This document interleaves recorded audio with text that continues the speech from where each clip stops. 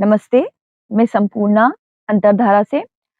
आज हम लोग जिस टॉपिक पे बात करने वाले हैं या जिस बीमारी पे बात करने वाले हैं, वो बहुत ही छोटी है, लेकिन हम लोगों की नज़र में वो बहुत बड़ी मानी जाती है और बहुत ही कॉमन है, वो है डायबिटीज़। अगर अगर हम बात करें डायबिटीज़ की तो सबसे पहला कि डायबिटीज़ क्यों होती है?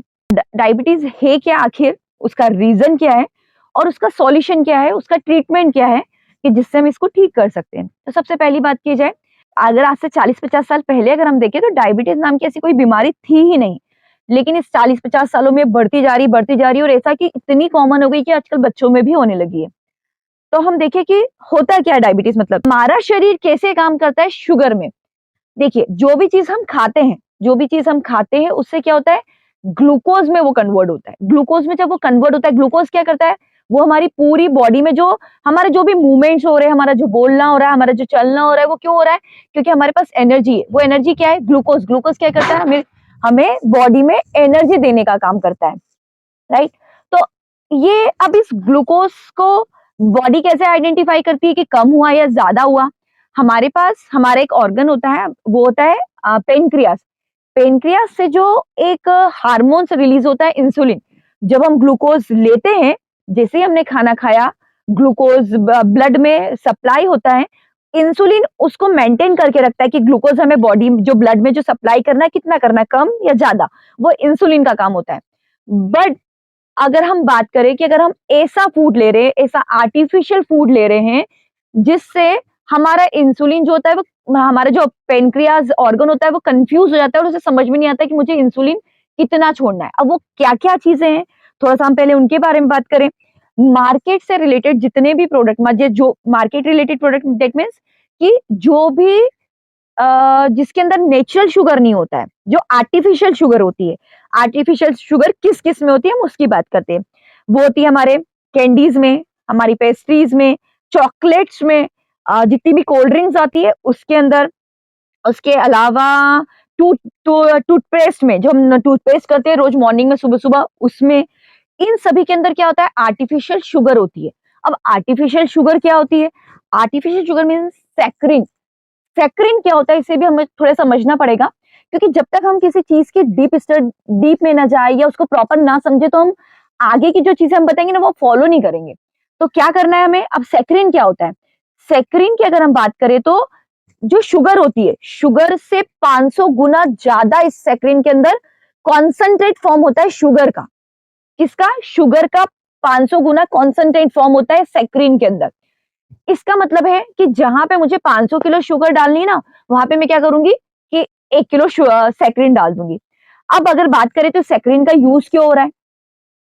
सैकरीन का यूज़ इसलिए हो रहा है क्योंकि अगर मुझे 500 किलो शुगर चाहिए, अगर हम मान के चले कि ₹50 किलो शुगर है, 500 किलो शुगर चाहिए तो मुझे कितने रुपए की शुगर लगेगी? ₹25,000 की। लेकिन वहीं सैकरीन की बात करें तो 700, 800 हाईएस्ट ₹1000 में सैकरीन 1 किलो मिल जाता है। तो जहाँ भी मुझे शुगर डालनी थी मैंने किसका यूज़ कर लिया? सैकरीन का। सस्ता सुंदर काम हो गया मेरा। तो लोग सबसे पहले ऑलवेज़ हमेशा पैसा सबसे पहले प्रायोरिटी पे जाता है कि कैसे हम सस्ते से सस्ते चीज़ों पे जाएँ। तो सेक्रिन एक कॉन्सन्ट्रेट फॉर्म है। अब जब हमने सेक्रिन को खाया, किसी भी थ्रू चॉकलेट्स के थ्रू, पेस्ट्रीज़ के थ्रू, जब ये हमारी बॉडी में गया, अब हमारे पैनक्रियास को पता है कि उसको इंसुलिन रिलीज़ करना है। करा लेकिन इंसुलिन बेचारा कन्फ्यूज़ हो गया। अरे 500 गुना, 500 गुना शुगर किसको कहते हैं? वो बेचारा कन्फ्यूज़ हो गया, उसे समझ में ही नहीं आया कि मैं क्या करूँ? इस तरी धीरे-धीरे जब हम ये चीज़ें लेना शुरू करते हैं ना, तो क्या होता है वो कन्फ्यूजन होने के कारण इंसुलिन बनना ही बंद हो जाता है या कम बनना शुरू हो जाता है।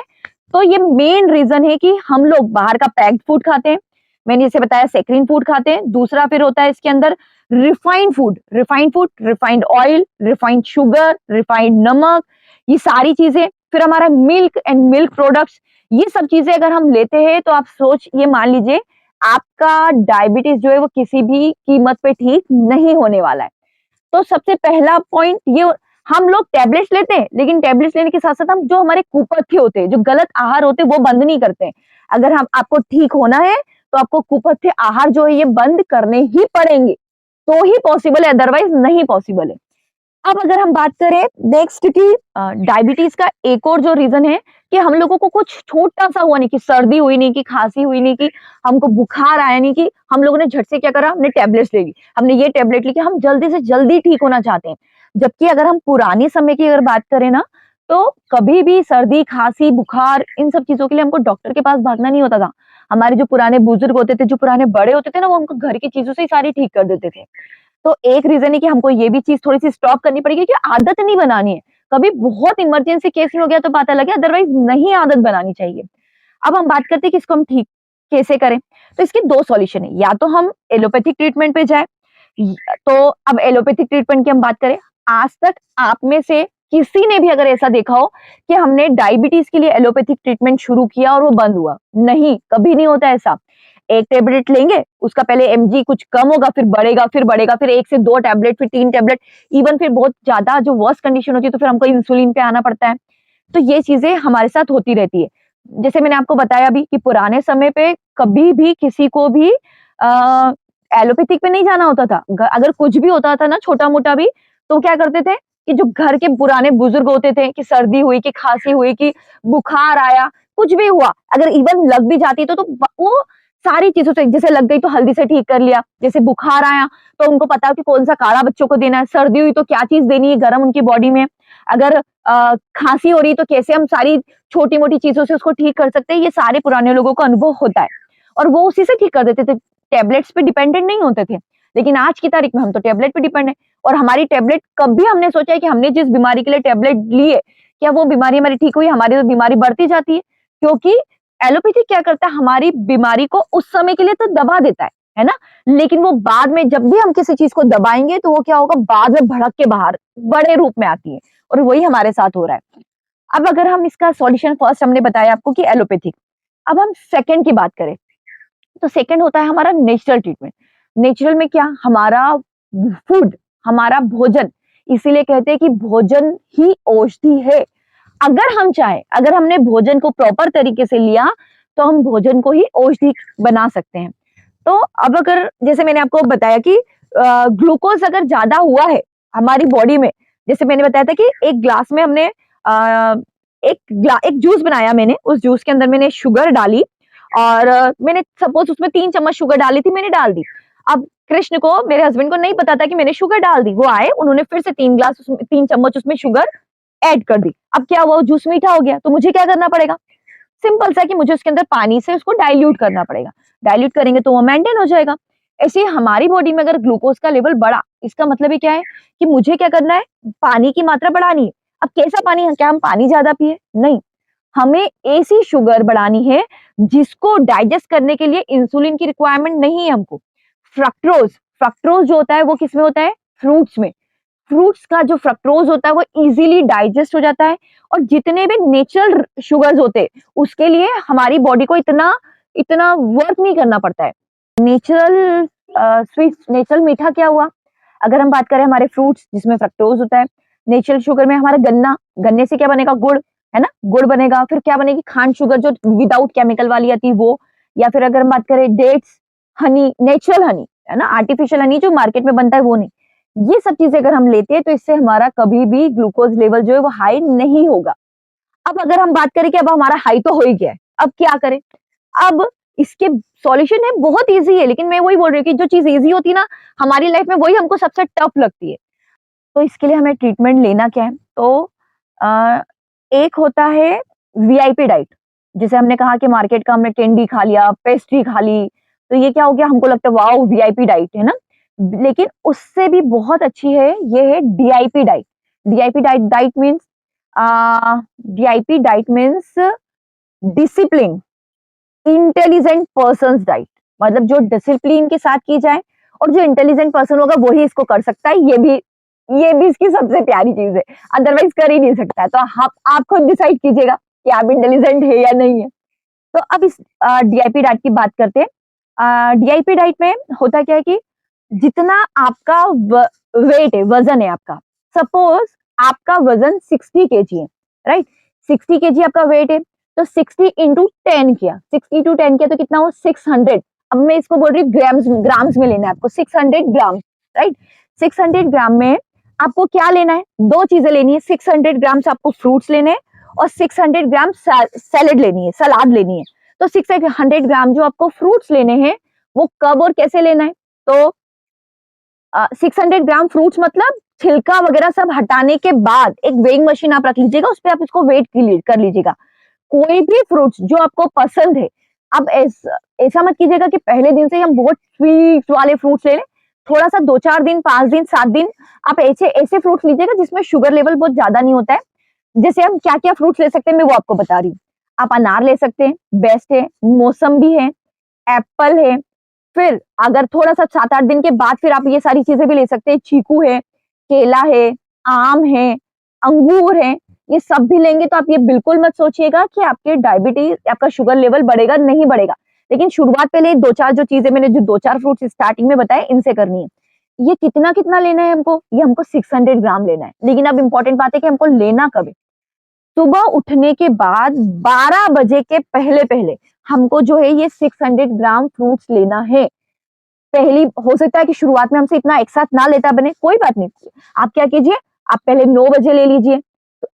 थर्ट 50% फ्रूट जो फ्रूट्स है वो आप 9 बजे ले लीजिए, फिर 1 आधे घंटे से फिर आपने ले लिया। मतलब आपको 12 बजे के पहले ये जो 600 ग्राम फ्रूट्स है, वो 1 पार्ट में या 2 पार्ट में आप उसको ले लीजिए, लेकिन आपको लेना है। लेकिन अगर इससे कम लेते हैं, आपके वेट के अकॉर्डिंग, जैसे मैंने बताया कि 60 ग्राम आपका वेट है, तो आपको 600 ग्राम फ्रूट्स लेने हैं, लेकिन 600 ग्राम से कम लेते हैं, तो ये मेडिसिन का काम नहीं करेंगे। लेकिन अगर 600 ग्राम से या उससे ज़्यादा लेते हैं, तो ये आपकी बॉडी में मेडिसिन का काम करेंगे। तो आपको ये फ्रूट्स लेना है। अब बात करते हैं हम सैलेड की। सैलेड को कैसे करेंगे? तो सैलेड का है कि 600 ग्राम मैंने सैलेड कहा, इस 600 ग्राम को सैलेड को आपको 2 पार्ट में डिवाइड करना है, 300 ग्राम और 300 ग्राम। 300 ग्राम सैलेड जो लेना है वो आपको सुबह के खाने के पहले लेना है। सुबह जो भी हम खा रहे हैं, उसके खाने के पहले एक पहली नंबर एक प्लेट लेंगे छोटी, जिसके अंदर हमने 300 ग्राम सैलेड में क्या-क्या, खीरा ककड़ी है, टमाटर है, गाजर है, मूली है, जिस सीजन में जो आपको कच्ची सब्जियाँ, ये सब चीज़ें हमको मिल जाए, वो हमको लेना है कितना, 300 ग्राम। 300 ग्राम हमने वो लिया, उसके बाद हमने इसका जो भी हमको खाना है, फिर हमने हमारा दाल, रोटी, सब्जी वो हमने खाया। सेम एज़ इट इज़ शाम को हम जब खाना खाएँ, उसके पहले भी हमको 1 प्लेट सैलेड लेनी है 300 ग्राम, और उसके बाद हमको हमारा खाना खाना है। और कोशिश करें कि शाम का जो हमारा खाना हो, वो सूर्यास्त के पहले हो, तो बहुत ज़्यादा अच्छा रहेगा। और एक और इम्पोर्टेंट चीज़ कि जब भी अ, हमेशा ही हमें कम से कम अ 16 घंटे की फास्टिंग हो जाए। चौ चौ 16 नहीं भी हो पाए, तो 12 घंटे या 14 घंटे की तो एटलीस्ट हमारी फास्टिंग हो जाए। सपोज़ आपने रात को 7 बजे खाया, तो अगले दिन सुबह 7 बजे तक कितना हुआ, 12 घंटा, 2 घंटा और हम ऐड कर लें, मतलब 9 बजे तक। तो ये कितना हुआ, 14 घंटे, 12 से 14 घंटे, 16 घंटे, 16 घंटे सबसे बेस्ट है। इतने घंटे की हमारी फास्टिंग जो है, अगले दिन फिर सुबह हम 9 बजे से खाना स्टार्ट करें। अब इसके अलावा एक और इम्पोर्टेंट चीज़ है कि हम धूप में बैठे। अगर हम धूप में नहीं बैठते, तो ये हमारी सबसे बड़ी प्रॉब्लम, क्योंकि हम लोगों को एक तो एसी की आदत पड़ गई है। हम बाहर का कोई काम करते ही नहीं, हम सारा काम हमारा मोबाइल पे होता है। बच्चे भी पूरे समय मोबाइल पे, उनकी पढ़ाई भी मोबाइल पे, उनका खेलना भी मोबाइल पे, सब कुछ, खाना खाएँगे तो मोबाइल देख के, अदरवाइज़ वो खाना भी नहीं खाएँगे। तो प्लीज़ थोड़ा-सा इसको छोड़िए और बाहर निकलिए, खुद भी बाहर निकलिए और बच्चों को भी 1 घंटा धूप में खेलने दीजिए। अगर दोपहर की धूप में भी वो खेलेंगे, पुराने समय पे तो हम दिन-दिन भर खेलते थे तो भी कुछ नहीं होता था, और हमारे समय तो अरे धूप लग जाएगी, बच्चा काला हो जाएगा, कुछ भी नहीं होता है। कोशिश कीजिए कि बच्चों को भी धूप में रखें, और सबसे प्यारी धूप का जो समय होता है, सुबह सूर्योदय के बाद जो होती है, आज 1 डेढ़ घंटे की धूप, आप उसमें रहने की कोशिश कीजिए, बहुत अच्छा रहेगा। अब अगर हम बात करें कि जैसे मैंने कहा 16 घंटे की जो फास्टिंग में, ये जो जो मैंने आपको डाइट बताई है ना, ये देखिए अलग-अलग 3-4 लोगों को मैं मानती हूँ कि जो बहुत बेस्ट है, उसमें से मैं बता रही हूँ, सबसे टॉप पे मैं रखती हूँ डॉक्टर बीवी चौहान, जो पूरी रॉ डाइट पे रहते हैं, क्योंकि मैं उसका रीज़न बताऊँगी कि क्यों। सेकंड में रखती हूँ डॉक्टर बीआरसी, डॉक्टर बी स्वरूप रॉय चौधरी, जिनकी जो मैंने आपको डीआईपी डाइट बताई है, उन्हीं की है। लेकिन ये है कि बस जो फॉलो करेगा उसको रिजल्ट मिलेगा। और फिर थर्ड अगर मैं बात करूँ, सुभा जैन, और ऐसे बहुत सारे लोग हैं जो रॉ डाइट पे हम लोगों को बता रहे।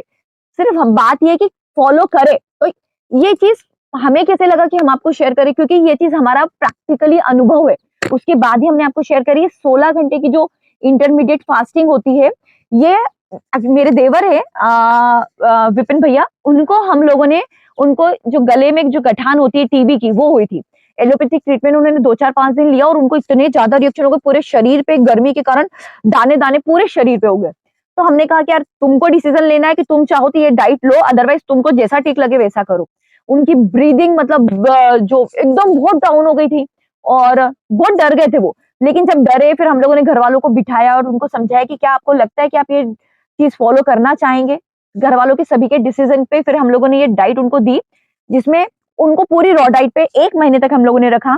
लेकिन उसमें हमने बहुत सारी दूसरी चीज़ें भी की थी, उन्होंने ग्रीन पत्तियों के जूसेस वगैरह दिए थे, ये मेडिसिन का काम करते हैं।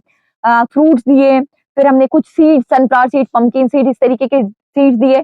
दूध बिल्कुल बंद किया उनका और उसके अलावा 16 घंटे की फास्टिंग के शाम को 6 बजे वो आखिरी खाते थे और अगले दिन जो है 6 और 6 12 सुबह 12 6 बजे तक 12 घंटे हुए, 4 घंटे और सुबह फिर अगले दिन वो 10 बजे खाते थे। तो इस तरीके से करके 1 मंथ में वो बिल्कुल ठीक हो गए। लेकिन हमारे ऊपर है कि हम किस चीज़ को 100% अगर फॉलो करते हैं तो सब चीज़ें पॉसिबल है। पहली चीज़ मैंने बताई कि आपको क्या लेना है डीआईपी डाइट, सेकंड में बोल रही हूँ कि आपको धूप में बैठना है, शाम को आपको अवॉइड करना है कि 7 बजे के पहले खा ले तो ज़्यादा अच्छा। इंटरमीडिएट फास्टिंग 12 से 14 घंटे, 16 घंटे की फास्टिंग। उसके बाद हमें क्या-क्या चीज़ें नहीं खानी, जैसे मैंने बताया मार्केट का पैक्ड फूड जिसमें शुगर बहुत हाई लेवल का होता है, वो नहीं खाना है। फिर हमको दूध, मिल्क एंड मिल्क प्रोडक्ट्स बंद करने रहेंगे और जैसे सैकरिन वाली जितनी भी चीज़ें मैंने आपको शुरू में बताई, प्लीज़ रिक्वेस्ट है कि ये सब चीज़ें बंद करें तो ही आप ठीक हो पाएँगे, अदरवाइज़ पॉसिबल नहीं है। देखिए ये सब चीज़ें मैंने बता दी, फिर भी अगर क्योंकि थोड़ी कुछ चीज़ें पर्सन टू पर्सन डिफर करती है। अगर फिर भी अगर आपको लगता है कि आप करना चाहते हैं ईमानदारी से, तो आपको लगता है कि आप फॉलो करना चाहते हो और आपको हमारी ज़रूरत है, तो आप हमें कॉल करके पूछ सकते हैं, हम आपको प्रॉपर तरीके से गाइड कर देंगे। और आप सब करके देखिए। देखिए बिना करे ये इम्पॉसिबल है कि आप ठीक हो सके। तो पहले तो क्या करें, हम 3 दिन की अभी आज की तारीख में आप जो भी ले रहे हैं, 3 दिन की आप मुझे सुबह से लेके शाम तक की पूरी डाइट आप उसमें लिखें कि मैं क्या खा रहा हूँ, कितनी बजे खा रहा हूँ, क्यों खा रहा हूँ, ये सारी चीज़ें लिखिए कि हमने ये चीज़ें खाई और फिर आप मुझसे बात कीजिए। मैं आपको उसको प्रॉपर हम लोग जो है उसको प्रॉपर आपको गाइड करेंगे। अगर फिर और पूरी कोशिश करेंगे। देखिए डायबिटीज़ बहुत छोटी चीज़ है। ये आपको सिर्फ अगर आपने ईमानदारी से फ़ॉलो किया ना तो 3 दिन में तो आपकी टैबलेट्स बंद हो जाएँगी। 3 दिन में आपकी टैबलेट्स बन जाएँगी, 7 दिन में तो पूरी डायबिटीज़ खत्म। लेकिन ऐसा नहीं कि एक बार हमने अच्छी चीज़ शुरू कर दी तो हम बंद कर दें। उसको कंटिन्यू आपको फ़ॉलो करना पड़ेगा तो ही आपको रिज़ल्ट्स मिलेंगे। और ये सब चीज़ें तो अपनी जगह है ही, लेकिन अगर परमात्मा को याद किए बिना, परमात्मा को धन्यवाद दिए दिए बिना हम कोई भी काम करते तो सफल नहीं होगा। तो प्लीज़ आपसे एक रिक्वेस्ट है कि जो भी हम करें, सबसे पहले अगर हम जो भी अन्न ग्रहण करें, जब हम फ्रूट्स खाएँ, जब खाना खाएँ, जब हम उठे इवन कि हम सुबह उठ पाएँ, पता हो सकता था कि हम रात में ही सोते और सोए ही रह जाते। तो सबसे पहले शुरुआत करें हमारे दिन की परमात्मा को धन्यवाद देके। हम जो भोजन लें, जो खाना खाएँ, सबके प्रति बस एक धन्यवाद का भाव और सबसे बड़ी बात है कि जो हम करें उसके प्रति हमारी श्रद्धा हो। अगर बिना श्रद्धा से हम कोई भी काम करते हैं तो उसका रिज़ल्ट नहीं आता। तो थैंक यू सो मच आपने सुना उसके लिए बहुत-बहुत धन्यवाद।